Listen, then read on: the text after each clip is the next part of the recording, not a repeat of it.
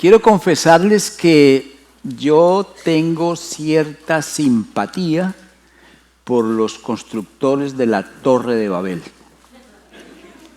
Simpatizo con ellos porque póngase a pensar que en toda construcción hay problemas, hay accidentes, hay malentendidos, faltan los materiales, hay que trabajar de acuerdo al clima, hay muchos factores.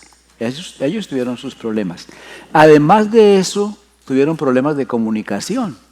Cuando Dios les confundió las lenguas, entonces no se entendían. Y si hay algo frustrante, es tratar de decir algo y que no le entiendan.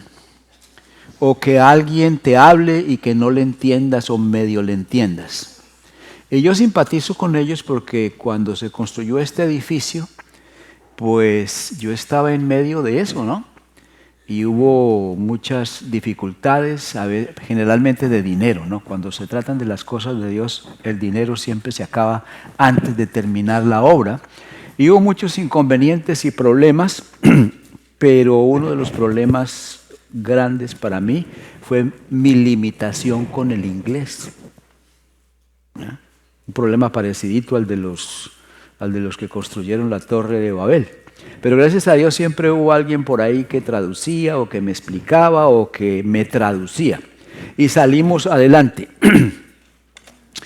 Quiero que abran, para entender esto, abran en el libro de Génesis, el capítulo 11, que comienza con la construcción de la torre y la ciudad de Babel.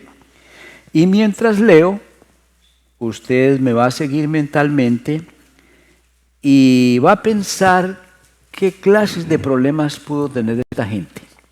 Porque no es, una cosa es decir, construyeron o intentaron construir y otra cosa es meterse en el proceso de construcción. Comienza así Génesis capítulo 11, verso 1. Tenía entonces toda la tierra una sola lengua y unas mismas palabras. Fácil, ¿no? No como Houston. Aconteció que cuando salieron de oriente hallaron una llanura en la tierra de Sinar y se establecieron allí. Ellos estaban esparciendo por la tierra, llegaron a esa llanura y entonces ahí se establecieron, se quedaron allí. Verso 3. Y un día dijeron unos a otros, vamos, hagámonos ladrillo y cosámoslo con fuego. Así el ladrillo les sirvió en lugar de piedra y el asfalto o la mezcla o el alquitrán en lugar de mezcla. Verso 4. Después dijeron, vamos, edifiquemos una ciudad y una torre cuya cúspide llegue al cielo y hagamos un nombre por si fuésemos esparcidos sobre la faz de toda la tierra. La intención era no esparcirse. Jehová descendió para ver la ciudad y la torre que edificaban los hijos de los hombres. Y dijo Jehová, el pueblo es uno y todos estos tienen un solo lenguaje. Han comenzado la obra y nada los hará desistir ahora que lo han pensado. O sea, estaban determinados. El 7. Ahora pues descendamos y confundamos allí su lengua para que ninguno entienda el habla de su compañero. Así los esparció Jehová desde allí sobre la faz de la tierra y dejaron de edificar la ciudad. Hasta ahí es suficiente. De esa porción a mí me llama la atención especialmente el verso 6. Póngale cuidado al verso 6. Y dijo Jehová, el pueblo es uno. Y todos estos tienen un solo lenguaje. Han comenzado la obra y nada los hará desistir ahora que han comenzado. O sea que Dios se dio cuenta que esta gente estaba unida y que esta gente tenía una visión y que tenían como un poder grande. Era un poder humano. Pero habían logrado desatar un poder como grupo que nada los iba a detener, solamente Dios podía hacerlo. Entonces, en este párrafo tenemos las claves del poder humano. Aquí en este pasaje, ahí donde ven esa porción, nos transmite, nos permite encontrar las 4 llaves del poder de un grupo. Y óigame bien, la pareja, el matrimonio, la familia, la iglesia, la nación o la compañía que maneje bien estas 4 llaves, desata un poder inmenso que puede materializarse en cosas buenas o cosas malas. Porque el poder en sí es neutral. O lo usas para bien o lo usas para mal. Es como el poder atómico, ¿no? Tú puedes usarlo para producir electricidad y un montón de cosas buenas, transportación, pero también lo puedes usar para acabar hasta con el nidito del perro, ¿no? Entonces, ellos desataron un poder. Ese mismo poder está a nuestro alcance si sabemos manejar esas 4 llaves. ¿Quieres saber cuáles son? ¿Sí? ¿O nos vamos? Nos podemos ir para la casa ya, pero bueno, si se van yo sigo predicando a las bancas. Número 1, la primera llave del poder es la llave de la tecnología. Vea el verso 3. Un día se dijeron unos a otros, vamos, hagamos ladrillo y cosámoslo con fuego. Y así el ladrillo les sirvió en lugar de piedra. Hubo un cambio en la manera de construir. Construían con piedras. Antes ellos tenían que ir a buscar las piedras, seleccionarlas, transportarlas, pulirlas y acomodarlas. Y ahora han tenido un avance tecnológico. Han inventado el ladrillo. Y el ladrillo se hace con moldes. Y una vez que tienes un montón de ladrillos del mismo tamaño, construir algo es como un juego de niños con Legos. Ustedes conocen el juego de Lego, ¿no? Son piezas prefabricadas. Y como ya están prefabricadas, el niño se sienta y él puede construir casitas, aviones, barcos, ciudades, torres. Ahora ellos, a nosotros no nos parece un avance tecnológico, pero hermanos, fue un avance tecnológico. En la técnica de construir, ellos la cambiaron. Ahora están construyendo con bloques. Y cuando saben que pueden hacer eso, entonces a alguien se le ocurre, hagamos una ciudad con una torre que llegue hasta el cielo. No hasta el cielo donde está Dios, porque en la Biblia habla de 3 cielos, ¿no? El primer cielo es aquí donde vuelan las aves, los pájaros. Que llegue hasta el cielo, ¿no? A ese cielo se refieren. Y comenzaron a construirla. Pero la intención, porque no hay nada malo en construir una torre y una ciudad, pero la intención es para no ser esparcidos. Y la visión de Dios era otra. La visión de Dios es expansión. Cuando creó al hombre, lo bendijo y le dijo, creced, multiplicaos y llenad la tierra. Viene la multiplicación de la maldad, viene el diluvio, pasa el diluvio, y Dios llama a Noé y a su familia y les dice, creced y multiplicaos y llenad la tierra. La misma cosa. ¿Sí? Dios sigue con el mismo capricho, ¿no? Si le queremos llamar así entre comillas, de que la tierra debe ser poblada. Entonces Dios va en esta dirección y esta gente dice, no, quedémonos en esta llanura, hagamos ladrillo, construyamos una ciudad y una torre y quedémonos aquí para no ser esparcidos. Entonces 2 movimientos, un movimiento de centralización y un movimiento de expansión. ¿Y se debe eso a qué? A que ellos han tenido un avance tecnológico, porque cuando el ser humano avanza en tecnología y en ciencia se entusiasma y casi siempre se le ocurre hacer cosas que no van de acuerdo con Dios. Hemos avanzado tecnológicamente desde esa época hasta acá. Como dijera el Chavo del Ocho, muchísimo, dijo él. Mucho. En los últimos 100 años la humanidad ha avanzado tecnológicamente más que en todos los siglos anteriores. Así por encimita lo que yo me acuerde, por ejemplo, la invención de la máquina de vapor. Eso cambió la transportación marítima y eso nos trajo los ferrocarriles. La invención del motor de combustión interna, su auto. Eso también transformó la humanidad.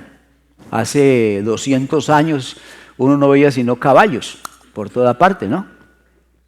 Y olor. Ahora no, ahora el olor es diferente, cambió, ¿verdad? Y hay autos por toda parte. Y ese motor también permitió la era de la aviación. Tenemos aviones.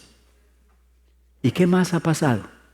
Inventaron la penicilina, la pastilla anticonceptiva.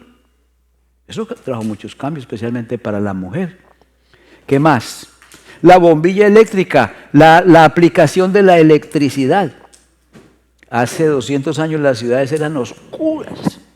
Por allá una llamita, en alguna lamparita por ahí en una esquina, pero todo en tinieblas. A las 7 de la noche todo el mundo durmiendo. Ahora no. Ahora el día se alargó. Todo avance tecnológico nos trae cambios. ¿Qué más han inventado? La imprenta. Esa es más vieja, esa es de los años 1500. Pero se mejoró. Le hicieron innovaciones y se imprime más rápidamente. ¿Qué más se ha inventado tecnológicamente hablando? A ver, la radio, la televisión, el teléfono, la computadora, la internet, el teléfono inteligente. Bueno, y quién sabe qué más cosas haya por ahí que nosotros ni nos hemos enterado. Un amigo mío fue a Atlanta hace unos años a un congreso mundial de asuntos de computadora. Y entonces me dice que habían más de 35,000 personas allá, de todo el mundo. Y habían exhibiciones y habían conferencias. Y mi amigo se mete allá a una conferencia y sale de ahí asustado de las cosas que pensaban inventar o de las cosas que estaban explorando y que venían en camino. Salió asustado. El avance de la tecnología ahora es vertiginoso, rapidísimo. Quiere decir que la tecnología, para aplicarla a cualquier proyecto que usted pueda tener como pareja, como familia, como iglesia, como nación, ahí está la tecnología. Nada más hay que usarla, aprender a usarla y a aplicarla. Pero ¿saben una cosa? Es que es una llave. Sin tecnología nosotros no podemos funcionar en este mundo. A ver cuál es la hermana que quiere llegar a la casa, a la cocina, donde no haya cafetera, ni lavadora, ni tostadora, ni estufa eléctrica o estufa de gas, ni refrigerador. ¿Hay alguna hermana que le guste tener una casa así, sin esas cosas? No funciona sin tecnología, ¿no? La necesitamos. Entonces, en esa época, la tecnología pues no era como ahora, pero hubo un cambio de de construcción. Y eso les abrió a ellos, les dio un poder. Nosotros tenemos un poder en la tecnología, pero necesitamos un proyecto para aplicarle esa tecnología. Bien, la segunda llave del poder humano es la llave de la comunicación clara y precisa. Y la palabra clara y precisa es muy importante, porque a veces estamos hablando con la esposa, y especialmente es la esposa a veces la que no es clara, y a veces la que no es precisa. Y como dice una cosa, dice la otra, ¿verdad? Entonces necesitamos que ser claros y precisos en los hermanos se ríen, ¿no? Necesitamos ser claros y precisos en la comunicación. Verso 1, a ver qué dice el verso 1. Tenía entonces toda la tierra una sola lengua y unas mismas palabras. Para entender ese verso necesitamos compararlo con el español. Todos somos de diferentes países y tenemos una misma lengua, pero no tenemos las mismas palabras. Y yo he visto gente que pelea por eso, ¿no? Que se dice así y el otro que no, que así se dice y que así es correcto. Y que no, que es como en mi país. Y ahí hasta puños se han dado algunos, ¿no? De veras. Porque tenemos la misma lengua, pero no tenemos las mismas palabras. Si usted quiere comer popcorn en Colombia, tiene que pedir crispeta. ¿Ok? No vaya a decir, quiero palomitas, porque no le van a traer otra cosa. O quiero cabritas, tampoco le van a entender. O quiero alboroto. Si usted quiere alboroto, entonces le van a decir, cuidado, porque entonces estás hablando como de salir a la calle y formar una algarabía y un problema. Entonces tenemos la misma lengua, pero no tenemos las mismas palabras. En México, el menudo, gracias, el menudo se lo comen. Y en Colombia nos lo echamos al bolsillo. Porque usted paga con un peso, si es que todavía el peso funciona, y de ahí le devuelven unos centavos, unas monedas. Ese es el menudo, va para el bolsillo. La tortilla, en unas partes es de maíz y de harina, en otras partes la tortilla es de huevo. Entonces tenemos el mismo idioma, el mismo lenguaje, pero no tenemos las mismas palabras. Esta gente allá en el Valle de Sinar tenían las mismas palabras. ¿Cuánta gente habla español en el día de hoy? 595 millones de personas. Hablamos español, pero usamos distintas palabras para muchas cosas. El otro día estábamos en la casa de mis consuegros hablando de frutas. Y las frutas del Salvador, ellos hablaban con orgullo de las frutas del Salvador, ¿no? Y entonces yo le echaba cabeza, o hablaba yo de las frutas de Colombia. La única manera que podíamos entender cómo era el asunto era con Google, para poder ver cómo le dicen aquí y cómo le dicen allá, porque no tenemos las mismas palabras. Ellos no tenían ese problema de comunicación. Tan importante es la comunicación que Dios, cuando vio que estaban en contra de sus designios, Dios se da cuenta que la única manera es confundiendo la lengua para que no se puedan comunicar. Y ahí entran en frustración, ¿no? Y en problema, y hasta en discusión, y en pelea. A lo último se frustran tanto que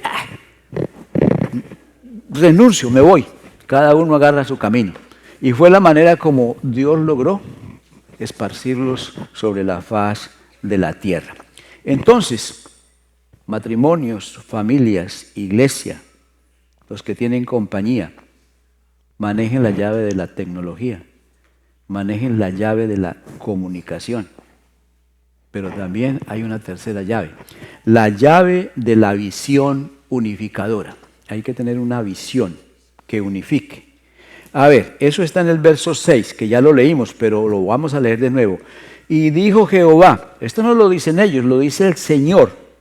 El pueblo es uno y todos estos tienen un solo lenguaje. Han comenzado una obra y nada los hará desistir ahora que lo han pensado. Alguien lo pensó, alguien lo dijo. Probablemente ahí estuvo involucrado Nimrod. ¿Se acuerdan de Nimrod? La semana pasada, la palabra Nimrod significa nos rebelaremos. Y entonces, la idea de Dios es la expansión, la de Nimrod es que se queden en un solo lugar para controlarlos, dominarlos, explotarlos. Ahí está Nimrod pintado. Entonces, la unidad viene de una visión. Esta gente está entusiasmada con la visión de quedarse en esa llanura, de tener una ciudad y una torre y no ser esparcidos. Esa es la visión unificadora. En los años 60, este país, Estados Unidos, estaba dividido. Había un problema con los derechos civiles.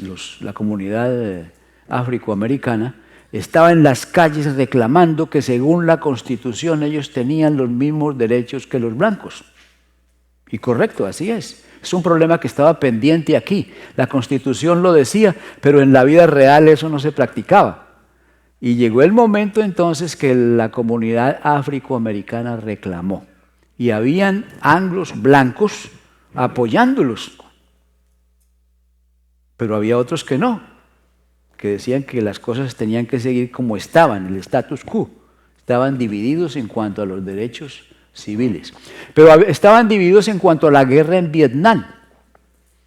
El gobierno estaba mandando jóvenes a Vietnam a pelear allá miles de millas de acá, una guerra que ellos ni entendían por qué. Y algunos jóvenes se rebelaron y se fueron a Canadá, otros prefirieron ir a la cárcel, entre ellos estaba ese boxeador Cassius Clay, Muhammad Ali. Y en las universidades habían manifestaciones y salían a la calle a protestar contra la guerra de Vietnam. Y había también otro problema, el problema de contracultura.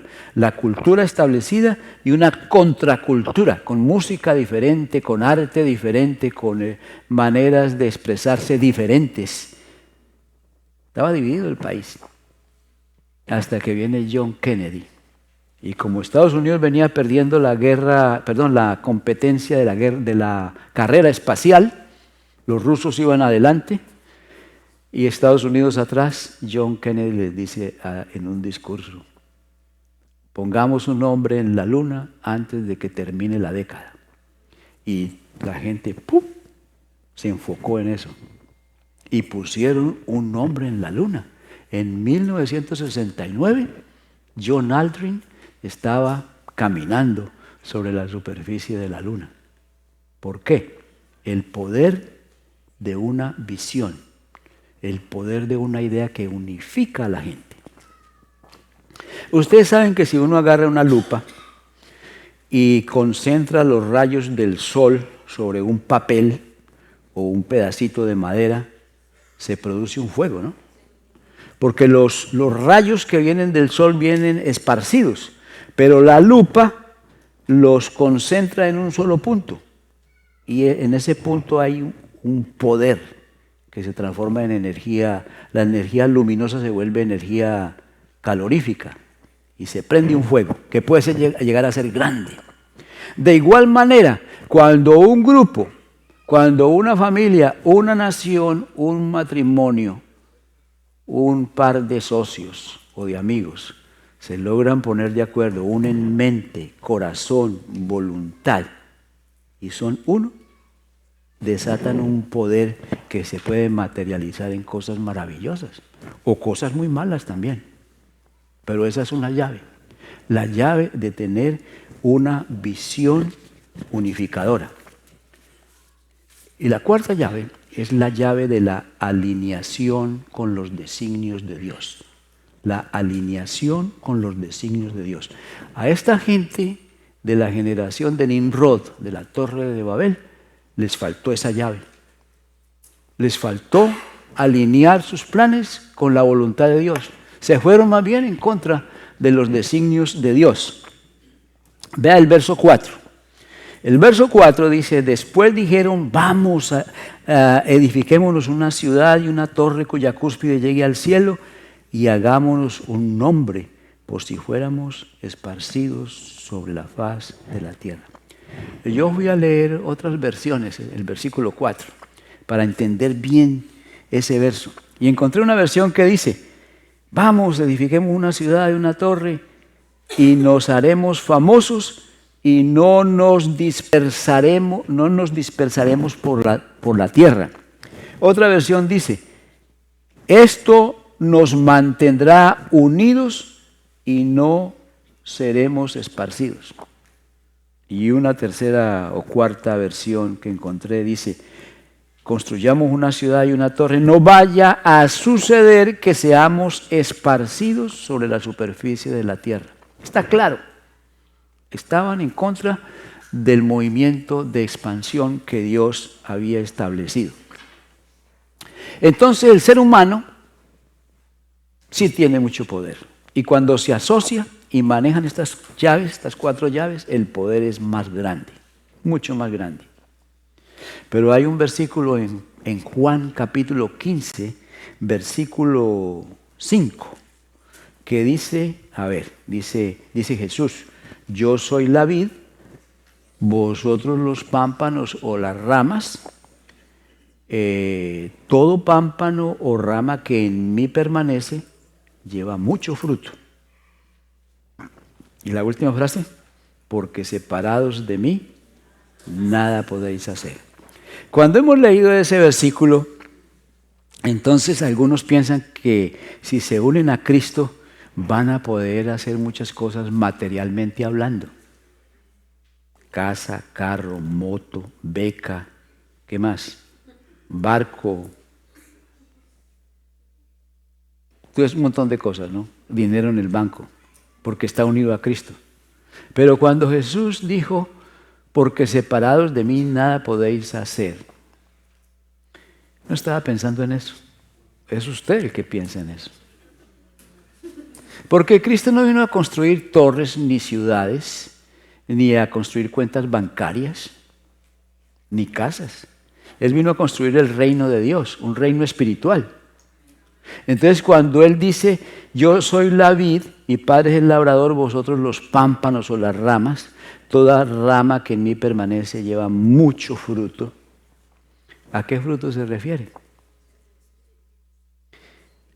El fruto espiritual. En Gálatas dice que el fruto del Espíritu es amor, gozo, paz, paciencia, benignidad, bondad, fe, mansedumbre, templanza, dominio propio. Todo eso que nosotros tenemos, ¿ya? Ese es el fruto espiritual, ¿no? Por eso no vamos al psiquiatra, por eso no tenemos estrés, no nos deprimimos, no nos angustiamos.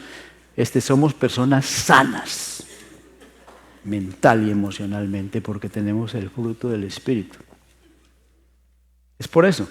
No. Al contrario, como nosotros nos rompemos la espalda porque queremos casa, carro, moto, barco, cuenta bancaria, todo eso, y nos rompemos la espalda tratando de lograr eso. Y entonces se levanta temprano a correr y llega corriendo a la casa, se sienta a ver televisión y luego a dormir. Y el fin de semana al restaurante y a ver fútbol y a tomar cerveza. Y el lunes vuelve y la agarra.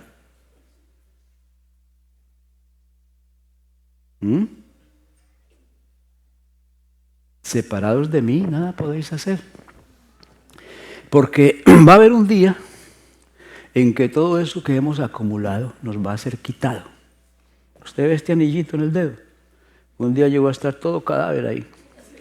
Y alguien va a venir y lo va a jalar y se lo va a poner en su dedo o se lo va a dar a alguien. ¿Ya? Me van a quitar lo que tenga puesto. La cuenta bancaria se va a mover. ¿Ya? Todos esos millones se van a ir a otra parte. Voy a quedar sin nada. Y entonces me presento delante de Dios. ¿Con qué? Si espiritualmente no he estado conectado con Cristo, no hay fruto espiritual. Para nada.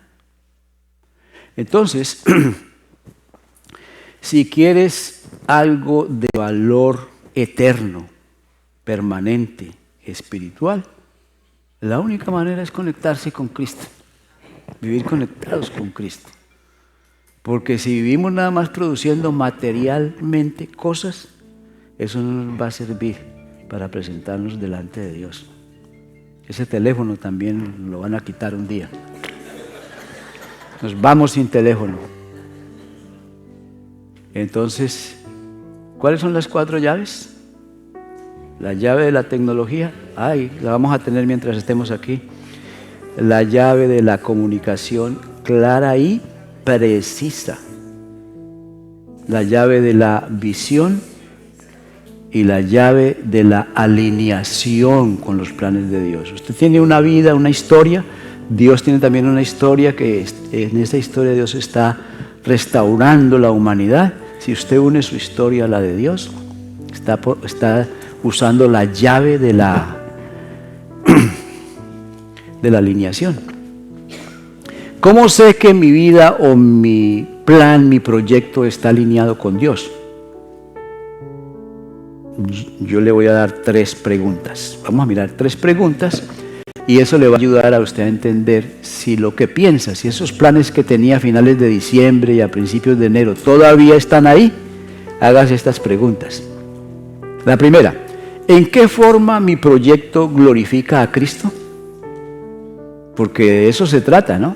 El Padre quiere glorificar a Cristo y Cristo le dice al Padre, glorifícame con la gloria que tenía antes. El Espíritu Santo vino para glorificar a Cristo y estos personajes del Nuevo Testamento lo que hacían era glorificar a Cristo. La segunda pregunta, ¿en qué forma mi proyecto bendice a las naciones? Misiones y evangelismo. ¿Por qué? Porque Dios está obsesionado con bendecir a las naciones. Cuando llamó a Abraham, lo llamó para que fuera de bendición a las naciones. Y luego hizo lo mismo con Isaac, con Jacob. Y por toda la Biblia usted va a encontrar que Dios está o tiene una agenda que es bendecir a las naciones. Entonces, si usted en su proyecto puede incluir esa parte, va bien. Y en tercer lugar, ¿en qué forma mi proyecto me hace mejor persona? Si en ese proyecto usted tiene que mentir, tiene que estafar, tiene que engañar, no lo está haciendo mejor persona. Pero si usted en ese proyecto, en ese proceso está usando la fe, está creciendo como persona, vale la pena. Un proyecto que nos lleve de lo bueno a lo mejor. Debe tener esas 3 respuestas bien contestadas. Bueno, mis hermanos, suficiente por hoy. Se ponen de pie para meditar en su vida. Ya meditamos en la palabra de Dios, ahora medite en su vida. Ahí están las 4 llaves de un gran poder. Hable con el Señor. Dígale, Señor, yo sé que materialmente hablando, en verdad es mucho lo que puedo hacer. Y es mucho lo que ha hecho.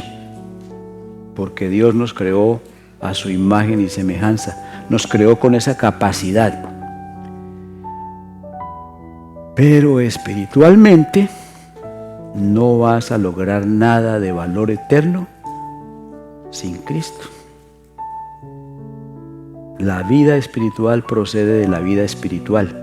Por eso tienes que estar conectado a Cristo como la rama al tallo. Dígale, Señor, tú eres el único que conoces todos los misterios y entiendes todo lo que yo no comprendo.